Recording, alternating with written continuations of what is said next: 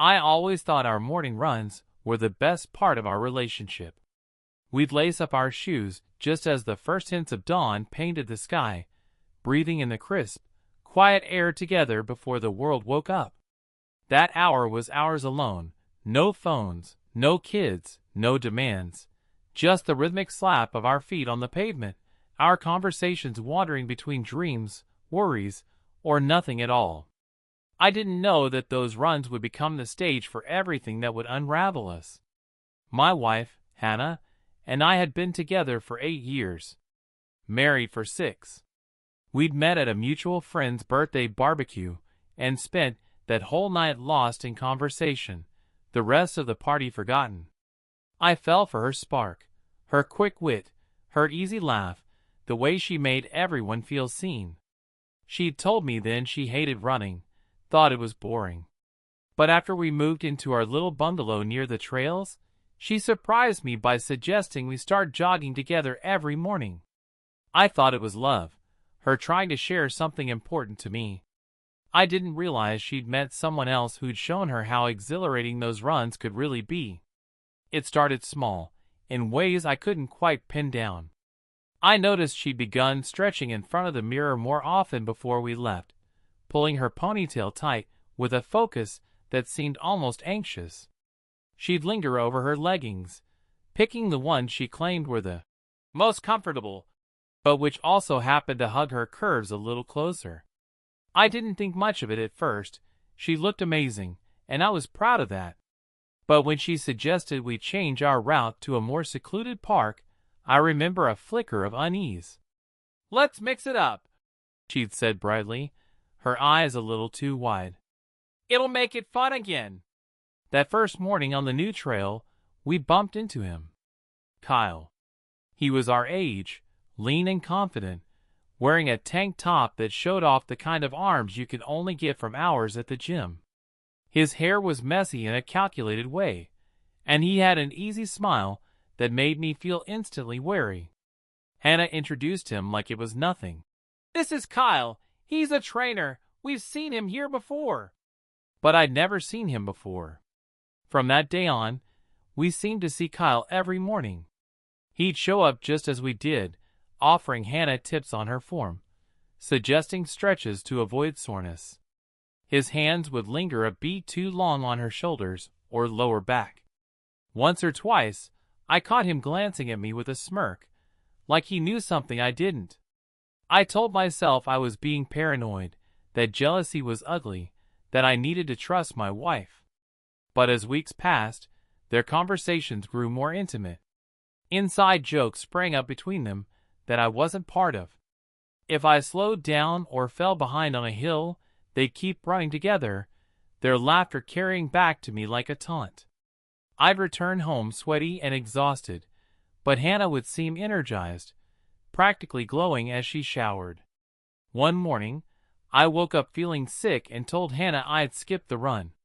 She hesitated only a moment before saying she'd still go. "I don't want to break the routine." I spent the next hour trying to distract myself, but the silence in the house was suffocating.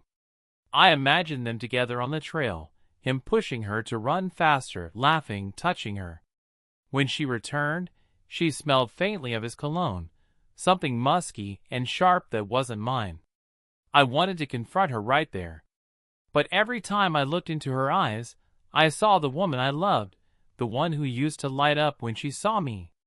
I was terrified that saying something would make my suspicions real. Things spiraled quickly. Our conversations grew strained. She'd come home from those runs flushed and evasive.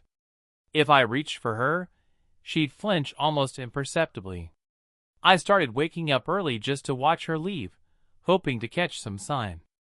One morning, I quietly followed her car in mine. She parked at the trailhead, but instead of starting her run, she waited by her car. Within minutes, Kyle's truck pulled up beside her. He got out, leaned in, and kissed her. I felt like my world cracked open. My heart slammed against my ribs so hard I thought it might burst. I couldn't move, couldn't breathe. The two of them jogged off side by side, hands brushing every few strides, moving deeper into the woods. I sat there in my car, the morning sun rising over the trees, wondering how many lives it took to build the life I thought we had. That night, I didn't sleep. I tried to remember every conversation we'd had in the past year, every morning we'd spent together, searching for clues I'd missed. I thought about the nights she'd been too tired for intimacy, how I'd told myself we were just getting older, busier, stressed. But all along, she'd been giving herself to someone else. I finally knew I couldn't pretend anymore. But the thought of confrontation filled me with both dread and a strange, hollow sense of relief. Our marriage couldn't survive another lie. And if I was going to end it, I wanted her to know exactly what I'd seen, what I knew. That morning after I followed them, I didn't go into work. I sat in the kitchen, the ticking clock loud in the stillness, my coffee growing cold as I rehearsed what I'd say. Part of me wanted to scream the moment she walked through the door, to unleash the fury I'd bottled up for weeks. Another part, the one that still remembered our wedding vows, the first time she said, "I love you," just wanted to understand why.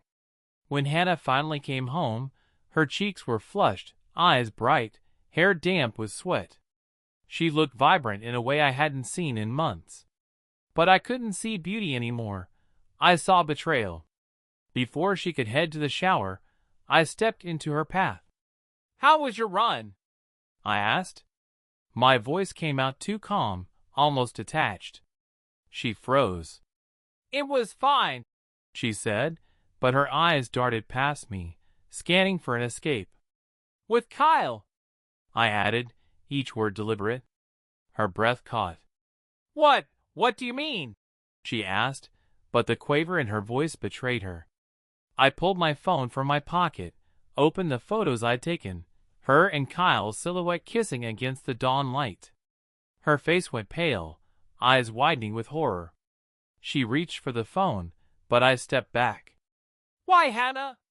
My voice cracked. "Why him? Why during the one thing I thought we still shared?"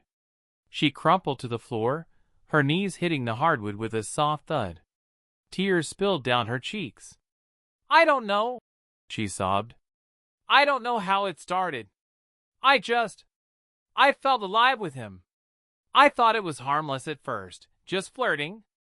Then it wasn't. Hannah, I watched you run off with him like I didn't exist. Like our marriage didn't matter." My hands were trembling. "You lied to me every morning." She shook her head violently. "No, I love you. I never stopped loving you. But I felt invisible. You used to look at me like I was the only person in the world. Lately you've been so tired, so distracted. I didn't know how to get that look back." I felt something inside me snap, a mix of anger and heartbreak. "So you tried to find it in someone else? Someone who touched you while I was still asleep in our bed?" She sobbed harder, curling into herself on the floor. "I'm so sorry. I never meant to hurt you." The silence that followed was deafening. I realized then that love alone wouldn't save us. Trust was gone, and I couldn't rebuild what she'd burned down. Over the next few days, we barely spoke. She moved around the house like a ghost, eyes red from crying, her phone never far from her hand. I started sleeping on the couch, unable to stand the smell of her shampoo on our pillows. Every morning, she still laced up her shoes, but now she left alone, and I stopped wondering where she went. I spent my nights reading old messages we'd sent each other years ago, our jokes, our plans for kids we never had. Each word felt like it belonged to strangers. My heart ached for a version of us that no longer existed. Eventually, I called her into the kitchen. She sat down across from me, looking fragile, hair tucked behind her ears the way she used to when we first met. "I've spoken to a lawyer," I said quietly. "I'm going to file for divorce." She gasped, eyes welling again. "Please don't. I'll do anything. I'll quit the morning runs. I'll change my number. I'll never see him again." But it was too late. Her words felt like putting a band-aid over a bullet wound. "I can't do this anymore, Hannah," I said, tears stinging my own eyes. "I deserve better. We both do." The weeks that followed were a blur of paperwork, tense silences, and empty rooms. The day she moved out, she hugged me at the door, sobbing into my shoulder. I held her, but it felt like comforting a stranger. When her car finally pulled out of the driveway, I felt an unexpected calm settle over me. The mornings were the hardest. I still woke up early out of habit, but the house was so quiet it felt oppressive. I tried running alone a few times, but every footstep echoed the memory of what we'd lost. Eventually, I stopped running altogether. I'd sit on the porch instead, sipping coffee as the sun rose, letting the silence wash over me. But as weeks turned to months, that silence became peaceful. I started noticing things I'd ignored for years. The birds nesting in the oak tree by the driveway, the way the morning light danced across the kitchen floor. I started running again, not on our old trail, but new routes, ones that belonged only to me. I signed up for a half marathon, something I'd always wanted but had put off. I trained alone, each mile helping me shed a little more of the bitterness. On race day, as I crossed the finish line, I felt lighter than I had in years. People always talk about closure like it's a destination you arrive at. But I learned it's more like a long, winding road, one you have to travel on your own. Hannah reached out a few times, apologizing again, telling me she missed me. I answered politely but kept my distance.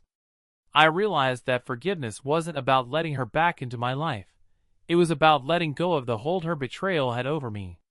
One morning, nearly a year after it all began, I woke up and realized I wasn't thinking about her first thing. I brewed my coffee, laced up my shoes, and headed out the door. The sun was just breaking over the horizon, and as I ran down the empty street, I felt like I was finally running towards something new, a life that was mine alone.